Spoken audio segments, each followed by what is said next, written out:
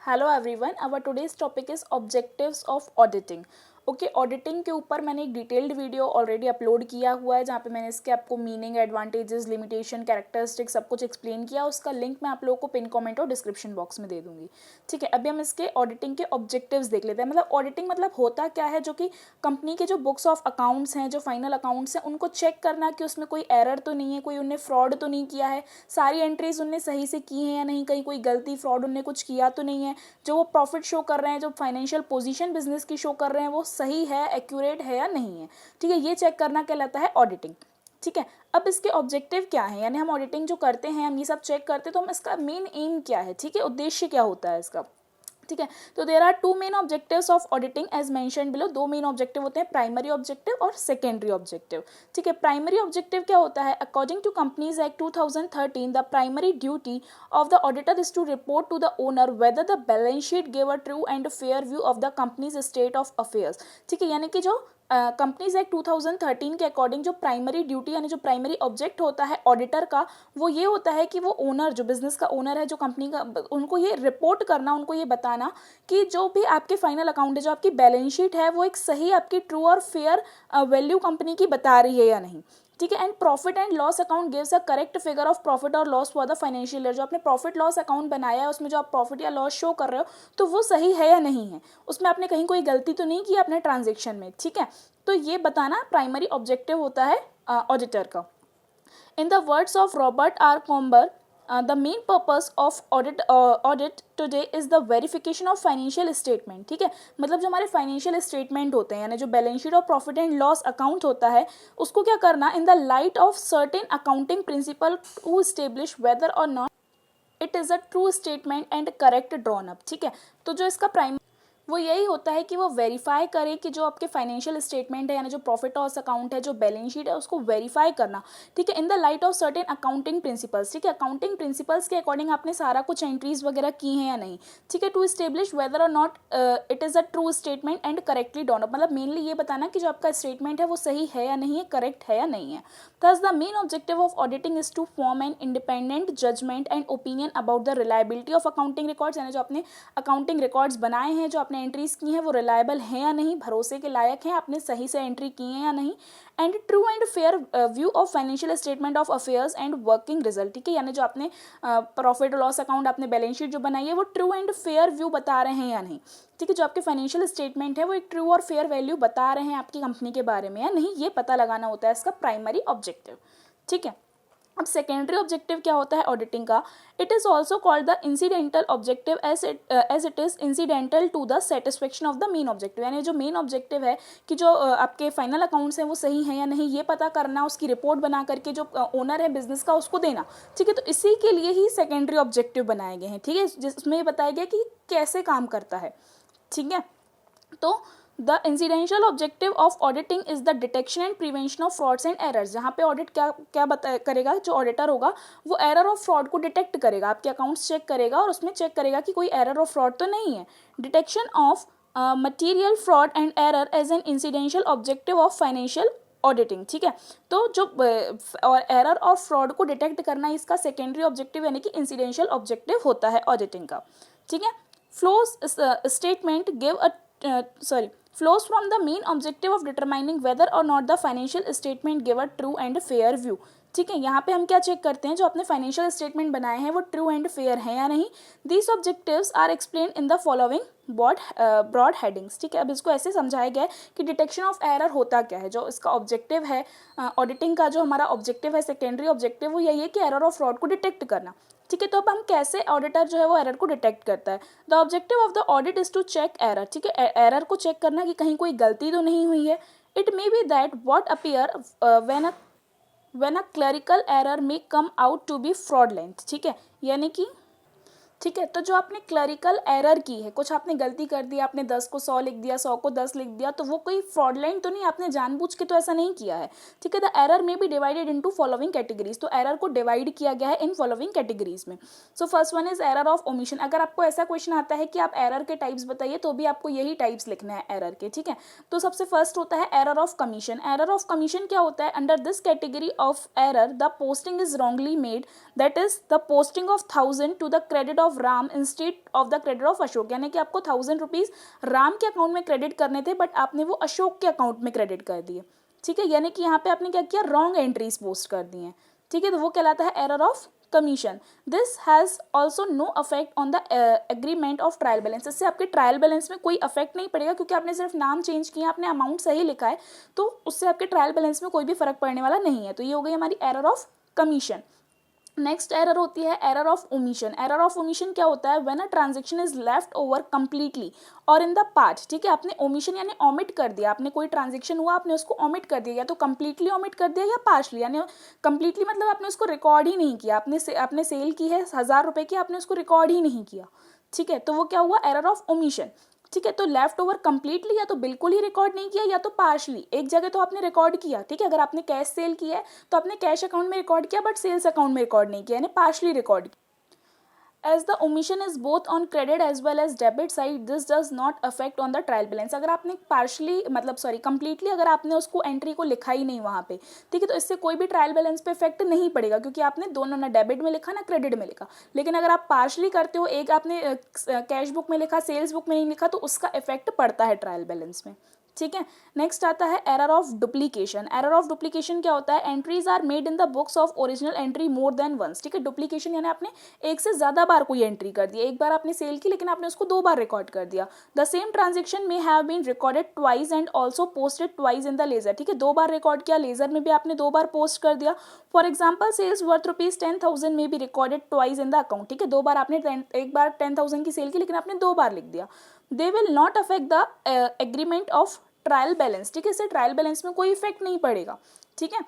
It become very difficult for the auditor to trace errors of this kind, तो इस type की error को detect करना auditor के लिए बहुत ज़्यादा डिफिकल्ट होता है। ओके, नेक्स्ट आता है एरर ऑफ प्रिंसिपल। ये क्या है, some error of principle may affect the ultimate profit but may come from the revenue item being posted to the wrong class of revenue account, ठीक है, मतलब कि प्रिंसिपल यानी जो अकाउंटिंग के प्रिंसिपल हैं कि कहाँ कौन सी एंट्री आपको रिकॉर्ड करनी है, लाइक आपकी कैपिटल एक्सपेंडिचर, रेवेन्यू एक्सपेंडिचर, हर एक चीज़ आपको अकाउंट में बताई गई है कैसे क्या रिकॉर्ड करना है, लेकिन आपने उन प्रिंसिपल के अकॉर्डिंग आपने एंट्रीज नहीं की हैं, ठीक है,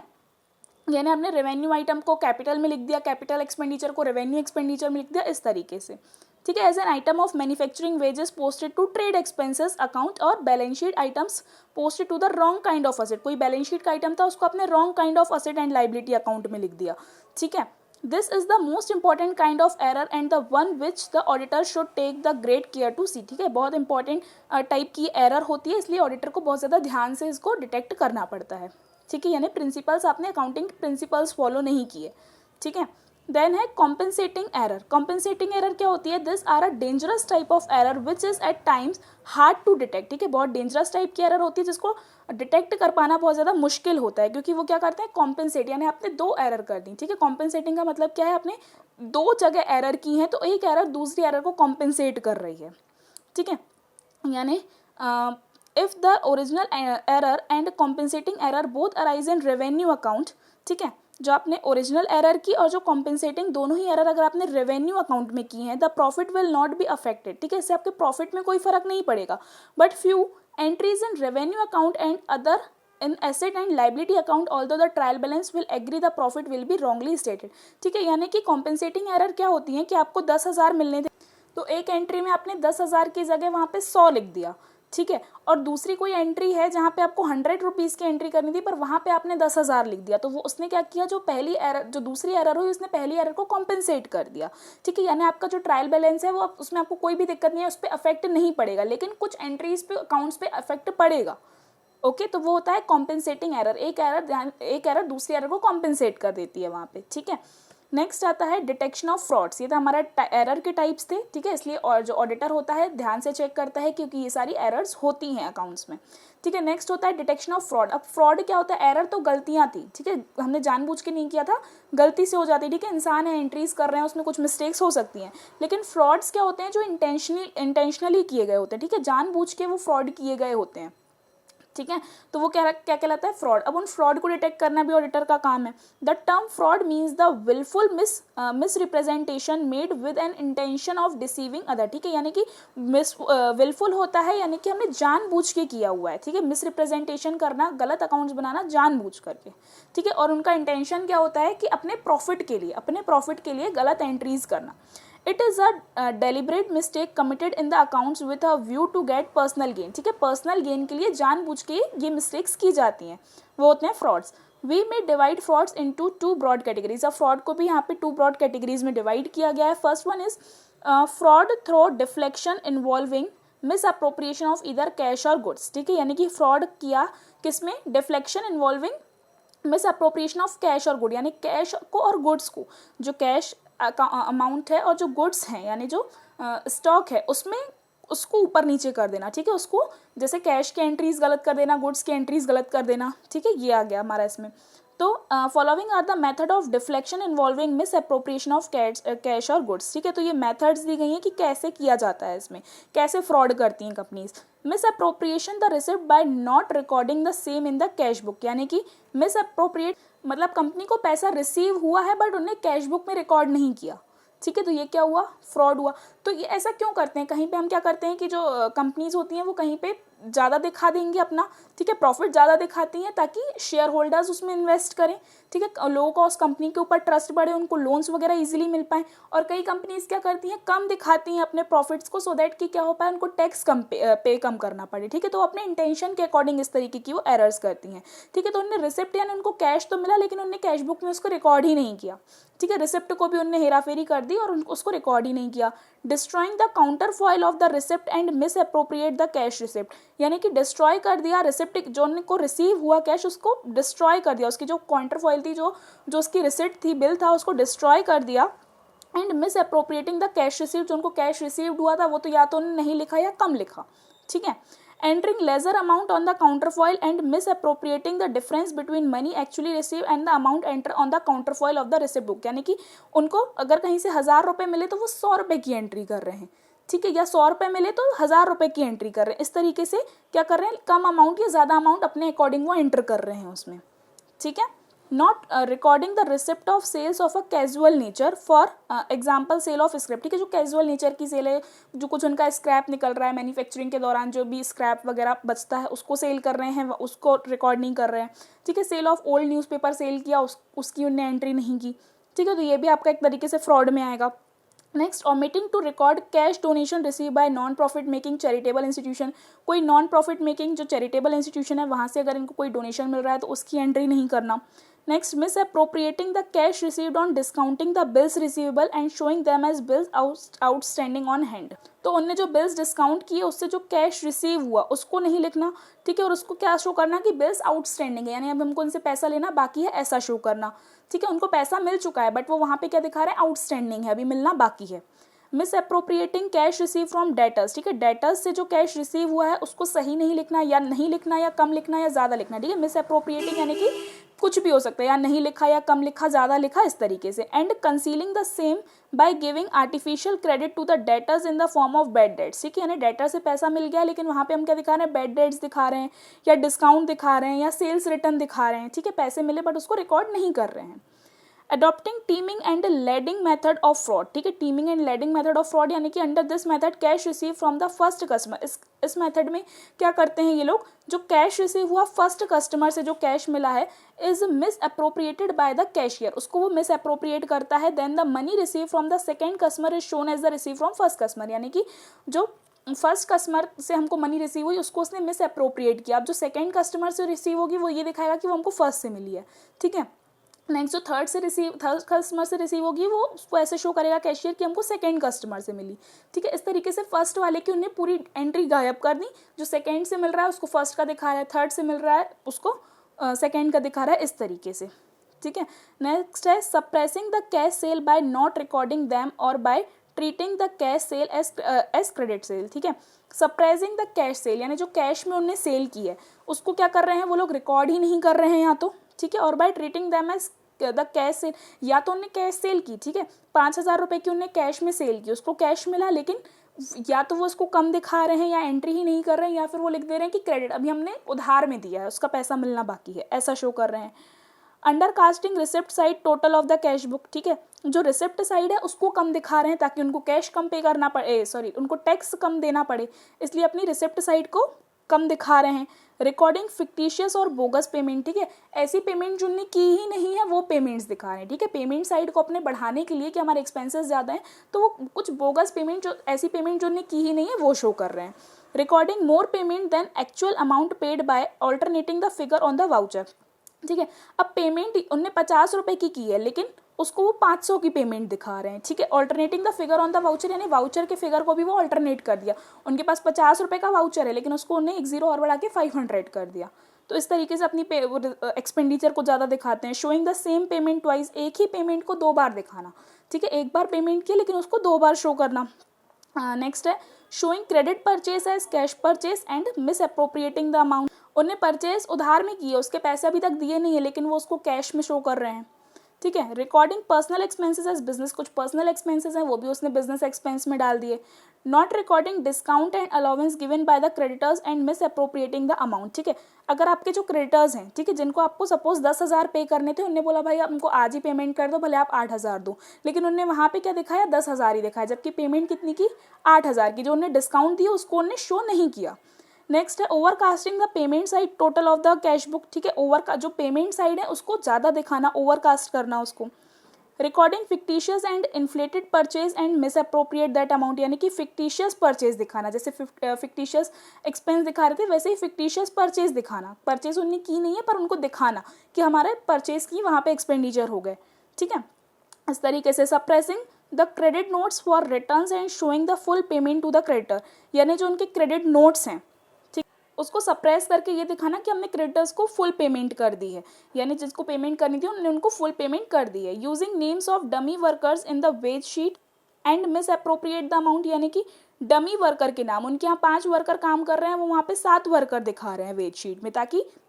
एक्सपेंसेस बढ़ें, ठीक है, एक्सपेंसेस बढ़ेंगे तो प्रॉफिट कम दिखेगा, प्रॉफिट कम दिखेगा तो टैक्स कम पे करना पड़ेगा, ठीक है, तो वेज शीट इस तरीके से डमी वर्कर दिखा रहे हैं वो उसमें, एंड मिस अप्रोप्रिएट कर रहे हैं अमाउंट को, 5,000 सैलरी दे रहे हैं तो 7,000 दिखा रहे हैं,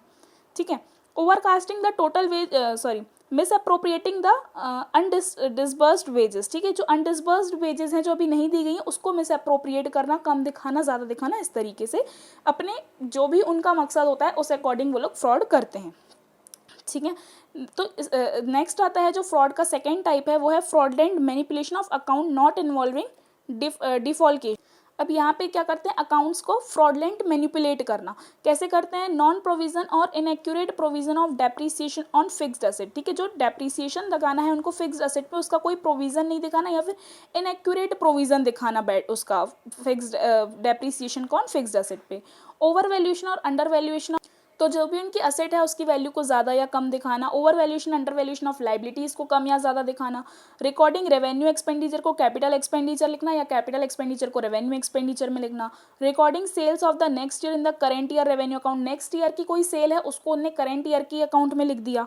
ठीक है, सो दैट उनका क्या होगा, इनकम ज़्यादा दिखेगी, लोग उनकी कंपनी पे ज़्यादा ट्रस्ट करेंगे, उनके शेयर होल्डर्स बढ़ेंगे। Showing expenses of the next year in the current year profit loss account, आपने 5 साल का अगर एडवांस में रेंट पे कर दिया लेकिन आपने पूरे 5 साल का इसी करेंट ईयर में इंक्लूड कर दिया, ठीक है, तो करेंट ईयर में तो सिर्फ आप 1 साल का लिखो ना, इस 1 साल का, बाकी 5 साल का आपका हर एक साल में डिडक्ट होगा, ठीक है, तो पूरा जो आपने नेक्स्ट ईयर के लिए एक्सपेंसेस किए हैं उसको करेंट ईयर में लिख दिए आपने पूरे। Showing income of the next year in the current year profit and loss account, next year की जो इनकम थी उसको करेंट ईयर में आपने लिख दिया। शोइंग शॉर्ट टर्म लाइबिलिटी को लॉन्ग टर्म, ठीक है, कुछ शॉर्ट टर्म की लाइबिलिटीज थी उनको उन्होंने लॉन्ग टर्म में दिखा दिया। Next non recording the